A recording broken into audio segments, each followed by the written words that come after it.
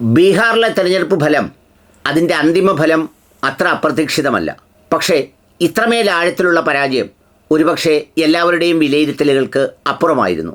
ഇതുമായി ബന്ധപ്പെട്ട് നിരവധി ചർച്ചകളൊക്കെ നടക്കുന്ന കൂട്ടത്തിൽ എൻ്റെ ശ്രദ്ധയിൽപ്പെട്ട ഒരു കുറിപ്പ്, വ്യത്യസ്തമായ പോസ്റ്റുകളൊക്കെ കൊണ്ട് സാമൂഹ്യ മാധ്യമത്തിൽ ഒരുപാട് പേർ ഇങ്ങനെ നിരഞ്ഞാടുന്നുണ്ട്.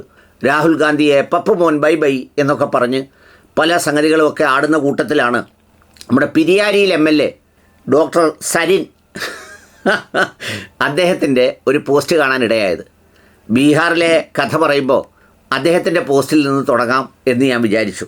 ഇന്ത്യ തോറ്റുപോയതല്ല, ജയിക്കാൻ അറിയാത്തവർ വീണ്ടും വീണ്ടും ഇന്ത്യയെ തോൽപ്പിക്കുകയാണ്. ജനത്തെ അറിയാത്തവർ ഏതോ ഭൂതകാല കുളിരിൻ്റെ പേരിൽ നയിക്കാൻ ഇനിയും മുന്നിൽ നിൽക്കരുത്. 2-3 സംസ്ഥാനങ്ങളിൽ പേരിന് പോരിനിറങ്ങാമെന്നതൊഴിച്ചാൽ ഇന്ത്യയിൽ ഒരിടത്തും നിയമസഭ കാണാൻ യോഗ്യതയില്ലാത്ത കോൺഗ്രസ് ഇനിയും സംസ്ഥാന അസംബ്ലികളിലേക്ക് മത്സരിക്കാൻ നിൽക്കരുത്. BJPയുടെ തീവ്രവാദ വർഗീയ അജണ്ടകളെ തോൽപ്പിക്കാൻ അതാത് പ്രദേശത്തെ പ്രാദേശിക മതേതര ശക്തികൾക്ക് വഴിമാറിക്കൊടുക്കുക എന്നത് മാത്രമാണ് ഇനി രാഹുൽ ഗാന്ധിക്ക് മുന്നിലുള്ള ബാക്കിയാകുന്ന മാന്യമായ രാഷ്ട്രീയം. ഇതാരാ പറയുന്നത്?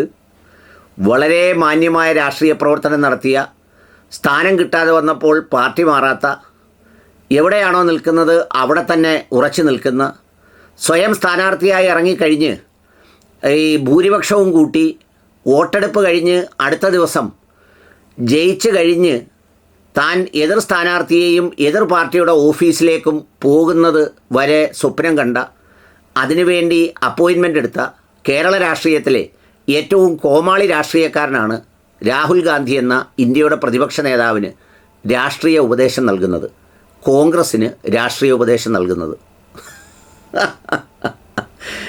എന്തു അവസരനെ ഇത്? സംഗതി ഇതൊക്കെ പറയുമ്പോഴും പേരിനിടയ്ക്കിടയ്ക്ക് സിവിൽ സർവീസ് എന്നൊക്കെ പറയുന്ന അതിൻ്റെ ഒരു മാന്യതയെങ്കിലും, ഈ സ്വന്തം നിലവാര തകർച്ചയുടെ പോരായ്മകളുണ്ടെങ്കിലും അതിനോടൊക്കെ ഒരു നീതി പുലർത്തേണ്ടത് ആവശ്യമുള്ള കാര്യമല്ലേ? ഇനി ബീഹാറിലെ തെരഞ്ഞെടുപ്പിലേക്ക് വന്നാൽ, ബീഹാറിലെ തെരഞ്ഞെടുപ്പ് രാജ്യത്തോട് പറയുന്ന ചില കാര്യങ്ങളുണ്ട്.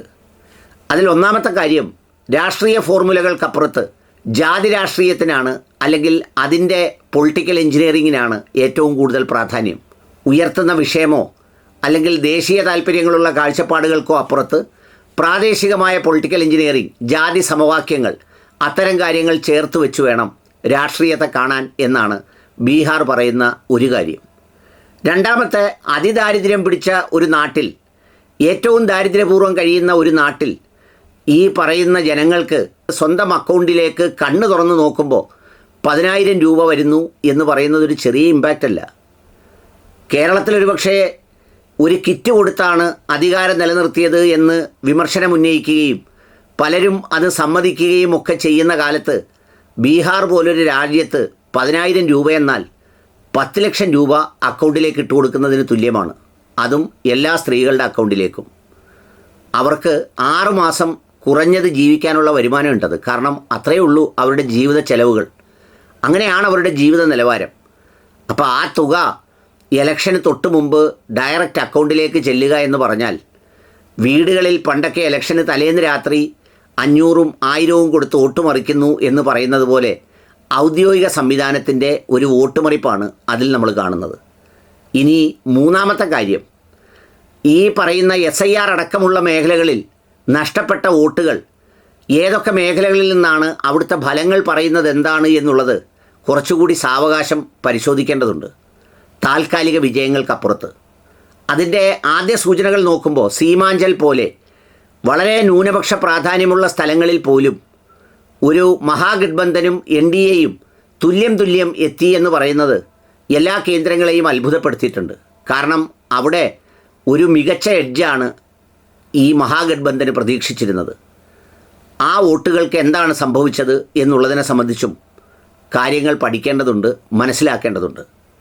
പിന്നെ നാലാമത്തെ കാര്യം, ഈ അടിയന്തരാവസ്ഥയ്ക്ക് ശേഷം JPയുടെ നേതൃത്വത്തിലുള്ള മൂവ്മെൻറ്റ് ബീഹാറിൽ നിന്നാണ് ഉയർന്നു വന്നത് എന്നത് നാം ശ്രദ്ധേയമായി കാണുമ്പോഴും, ഈ കേവലമായ അത്തരം രാഷ്ട്രീയങ്ങൾക്കപ്പുറത്ത് ഇന്നത്തെ കാലത്തിന് യോഗ്യമായ പുതിയ രാഷ്ട്രീയ മുദ്രാവാക്യങ്ങളും അത്തരം കാര്യങ്ങളും കൂടി രാഷ്ട്രീയ പാർട്ടികൾ പരിഗണിക്കേണ്ടതുണ്ടെന്നും ബീഹാർ പറയുന്നു.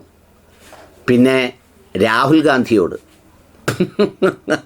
രാഹുൽ ഗാന്ധിയെ സംബന്ധിച്ചിടത്തോളം ഈ പറയുന്ന ഈ പിരിയാരി MLA ഒക്കെ പോസ്റ്റ് ഇടുകയോ അല്ലെങ്കിൽ കുറച്ച് സംഘികൾ ഇതിനകത്ത് പപ്പുമോൻ ബൈ ബൈ എന്നൊക്കെ പറഞ്ഞ് പോസ്റ്റ് ഇട്ടാൽ 58ഉം 56ഉം 50ഉം സീറ്റുകളിൽ നിന്ന് രാജ്യത്തെ പ്രതിപക്ഷ നേതാവിനോളം വളർന്ന് ഈ പറയുന്ന രാജ്യം അറിയപ്പെടുന്ന അംഗീകരിക്കപ്പെടുന്ന ഒരു നേതാവായി വളർന്നു വന്ന വഴികളിലൊക്കെ ഒരുപാട് ആക്ഷേപങ്ങളും ഒരുപാട് അപഹാസ്യങ്ങളും ഒക്കെ കേട്ടതാണ്. ഇതുപോലെ ഒരുപാട് ജ്വലിച്ചു നിന്നവരും പേര് പോലും വരാത്തവരുമൊക്കെ പിന്നീട് രാഷ്ട്രീയത്തിൻ്റെ പടികൾ ചവിട്ടി ഉയർന്ന അധികാര ശ്രേണിയിലേക്ക് എത്തിയ അതേ കാലം തന്നെ മുന്നോട്ട് വീണ്ടും സഞ്ചരിക്കാനുണ്ട്.